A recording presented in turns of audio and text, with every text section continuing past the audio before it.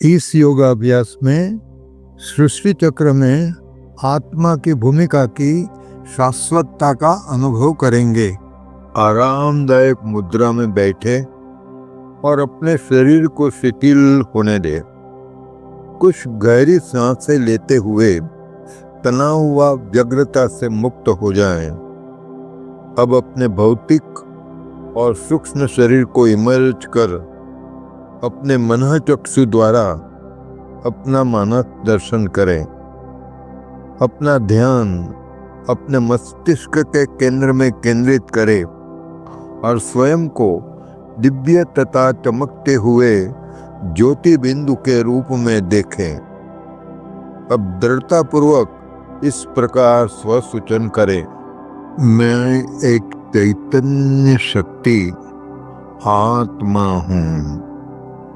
मेरे भौतिक और सूक्ष्म शरीर से भिन्न मैं एक चमकता हुआ सितारा हूँ। दोनों देह मुझ आत्मा के लिए सिर्फ वस्त्र मात्र है। इस विश्व नाटक में मेरी भूमिका निभाने के लिए साधन मात्र है। मैं आत्मा अति सूक्ष्म हूँ। दिव्य प्रकाश और शक्ति का पुंज हूँ। प्रकृति के 5 तत्वों से बना हुआ मेरा यह भौतिक शरीर विनाशी है,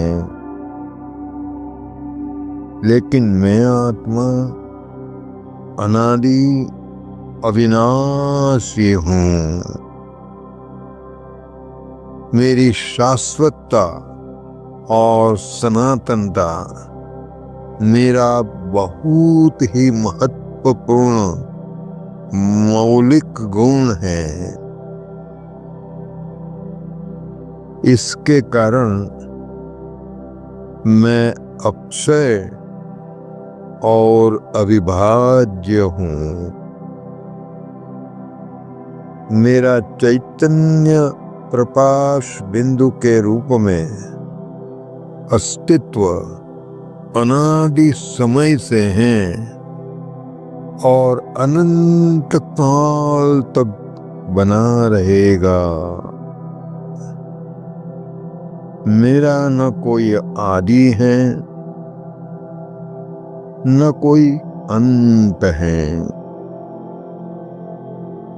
मैं अनादि अनंत हूँ। यह विश्व नाटक भी अनादि है और अविनाशी है। इस अनादि अविनाशी नाटक में मेरा पार्ट भी अनादि अविनाशी है। इस चक्रीय विश्व नाटक में मेरा अभिनय भी सृष्टि चक्र के आदि से लेकर अंत तक का है। मैं आत्मा पूरे 84 जन्म लेती हूँ। यह 84 जन्मों के अभिनय का मैंने अनंत बार पुनरावर्तन किया है और भविष्य में भी अनंत बार पुनरावर्तन करती रहूंगी। प्रत्येक चक्र के प्रत्येक जन्म में मैं आत्मा अपनी पुरानी देह को छोड़कर एक नई देह को धारण करती हूँ, लेकिन आत्मिक रूप में मेरा जीवन निरंतर है। मेरी भूमिका भी निरंतर है। मैं इस विश्व नाटक के चक्र में अपनी भूमिका निभाने के लिए अपना पार्ट स्वर्णिम युग की शुरुआत से ही प्रारंभ करती हूँ। मैं परमधाम को छोड़कर टिमटिमाते हुए सितारे के रूप में पृथ्वी पर अवतरित होती हूँ और प्रथम लक्ष्मी नारायण के राज्य में देवी देवता के रूप में अपना प्रथम जन्म लेती हूँ। यहाँ मैं उच्चतम स्तर की पवित्रता, शांति और समृद्धि का अनुभव करती हूँ। यहाँ मेरा भौतिक शरीर अत्यंत सुंदर, पवित्र और स्वस्थ है। प्रचुर मात्रा में धन संपत्ति और अनहद खुशी है। यहाँ मैं पूरी तरह से निर्विकारी हूँ। सभी मूल्यों और सद्गुणों से भरपूर हूँ। यहाँ मैं 16 कला संपूर्ण हूँ। प्रकृति के 5 तत्व भी पूरी तरह से पवित्र हैं और मेरी सर्वोत्तम सेवा करते हैं। स्वर्णिम युग में मुझ आत्मा का 8 जन्मों का पार्ट है।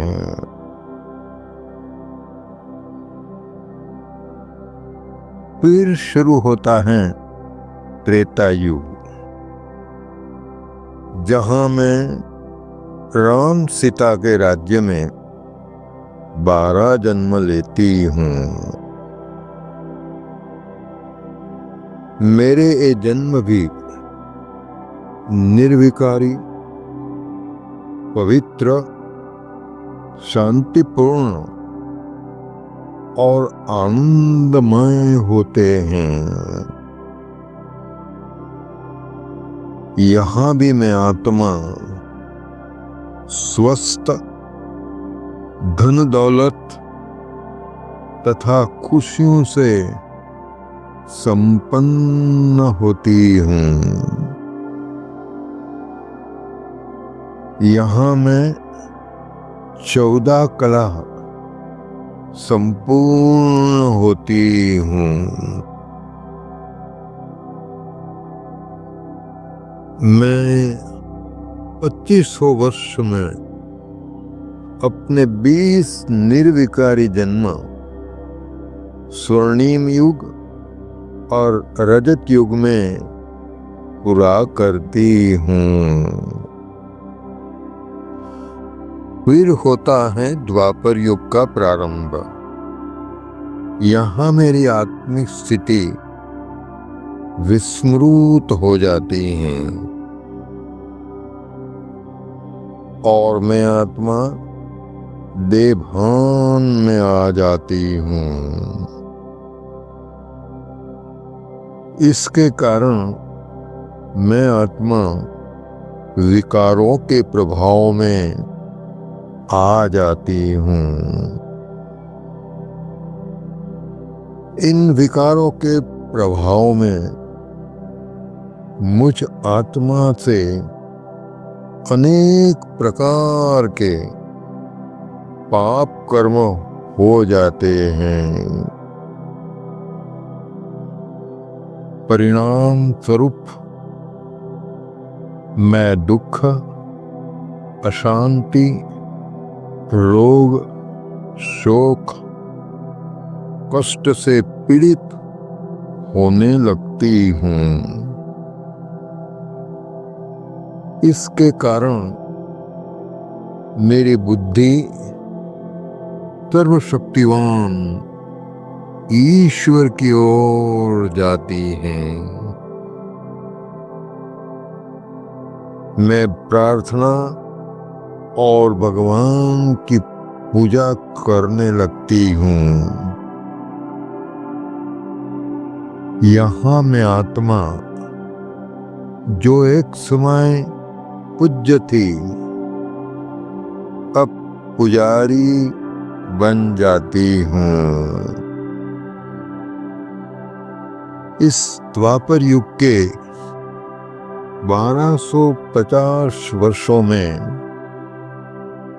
मैं आत्मा 21 जन्म लेती हूँ। यहाँ मैं 8 कला संपन्न होती हूँ। हर जन्म में मेरी पवित्रता का स्तर नीचे उतरता जाता है।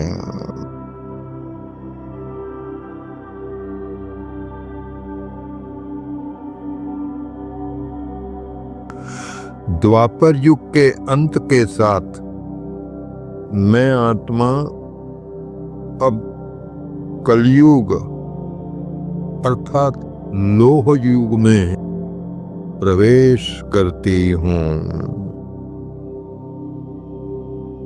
यहाँ मैं 1250 वर्षों में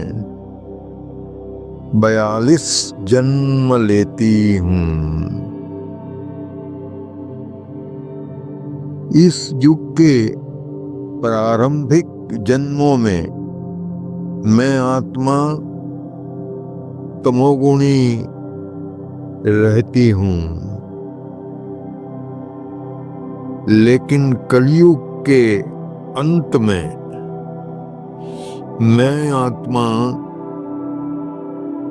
तमो प्रधान बन जाती हूँ।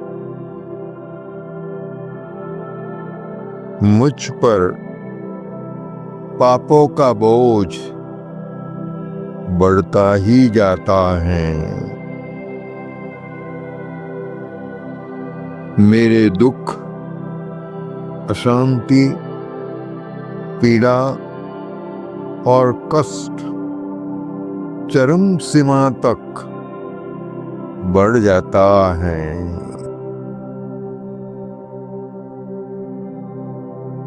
इस समय मेरे रूहानी पिता श्री बाबा का परम धाम से दिव्य अवतरण होता है और मुझे प्रजापिता ब्रह्मा बाबा के शरीर के माध्यम से आध्यात्मिक ज्ञान प्रदान करते हैं। यह मेरा ब्राह्मण के रूप में नया द्विज जन्म है। यह विश्व नाटक के चक्र का मेरा यह अंतिम 84वां जन्म है। बाबा की श्रीमत पर चलकर और राजयोग का अभ्यास करके मैं सतो प्रधान स्थिति की ओर धीरे धीरे ऊपर चढ़ना प्रारंभ करती हूँ।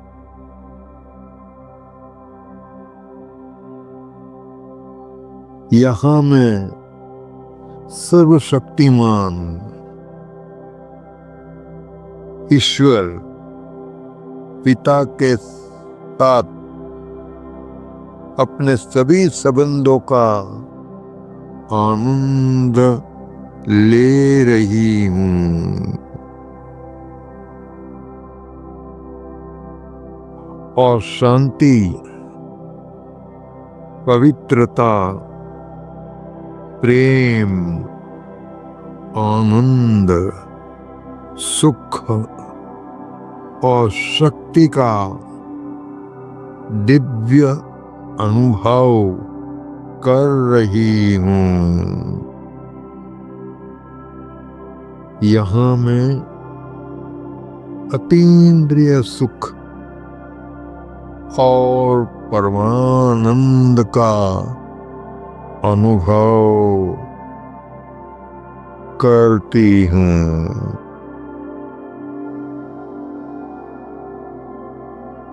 मेरा यह अंतिम ब्राह्मण जन्म हीरे के समान सर्वश्रेष्ठ और कल्याणकारी है।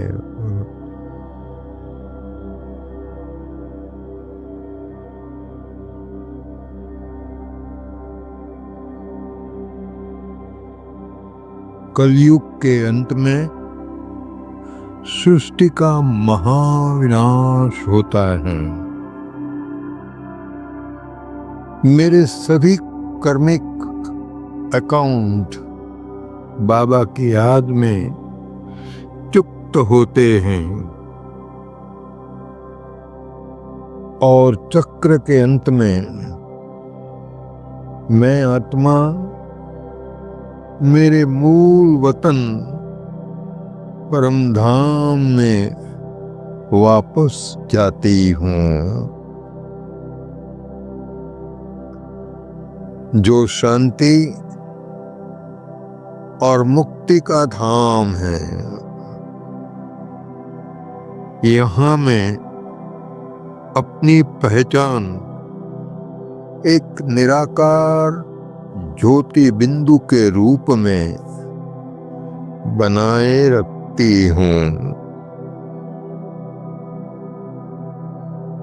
यहाँ शांति धाम में कुछ भी साकार नहीं है, कोई आकार भी नहीं है। अनंत तक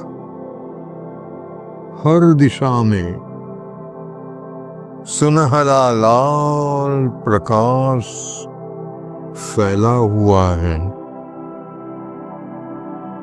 इस निराकार बीज रूप अवस्था में मुझे अत्यधिक शांति और संपूर्ण मुक्ति की अनुभूति हो रही है। यह मेरी सुषुप्त अवस्था है।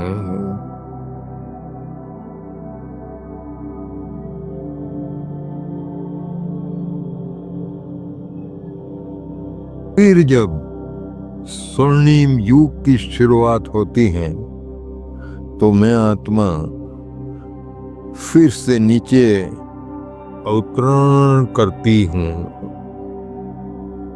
और पृथ्वी पर वापस आती हूँ और मेरे अभिनय का पुनः हूबहू पुनरावर्तन करती हूं और अनंत बार मैंने उसे दोहराया है। बाबा, आपका बहुत बहुत धन्यवाद। मुझे आप पर और विश्व नाटक में मेरी भूमिका पर बहुत सी गर्व है, खुशी है।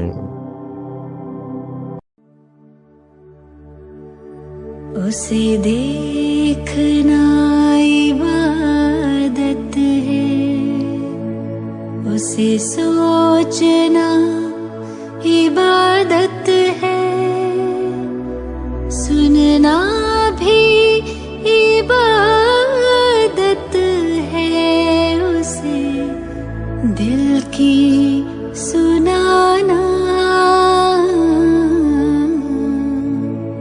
उस रब का शुक्राना।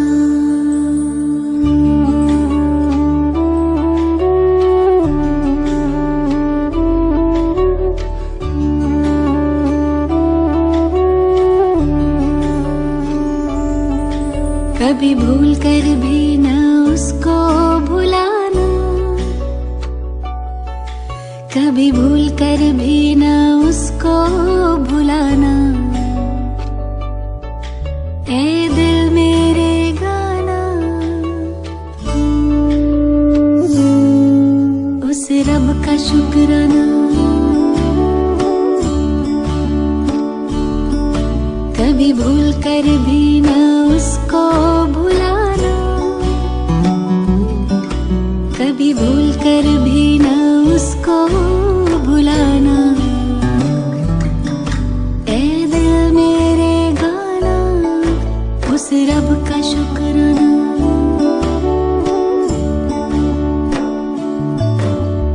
अपना बनाने का, आँखों में बसाने का, दिल में बिठाने का लाखों शुक्राना।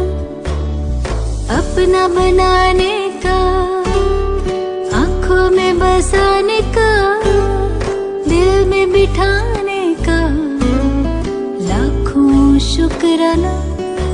उस रब का शुक्राना, उस रब का शुक्राना, उस रब का शुक्राना, उस रब का शुक्राना।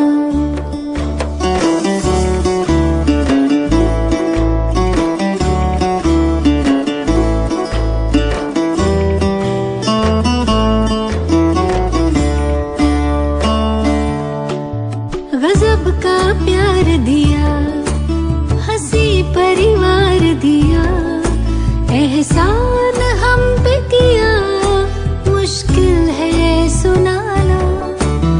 गजब का प्यार दिया, हंसी परिवार दिया, एहसान हम पे किया, मुश्किल है सुनाना। उस रब का शुक्राना, उस रब का शुक्राना, उस रब का शुक्राना, उस रब का शुक्राना।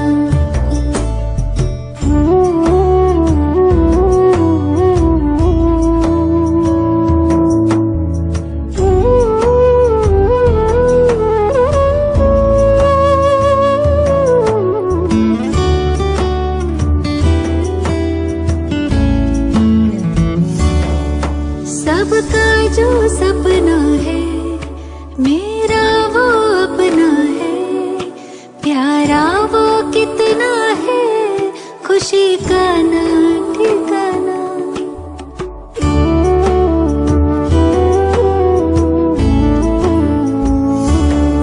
सबका जो सपना है, मेरा वो अपना है, प्यारा वो कितना है, खुशी का ना ठिकाना। उस रब का शुक्राना, उस रब का शुक्राना, उस रब का शुक्राना, उस रब का शुक्राना।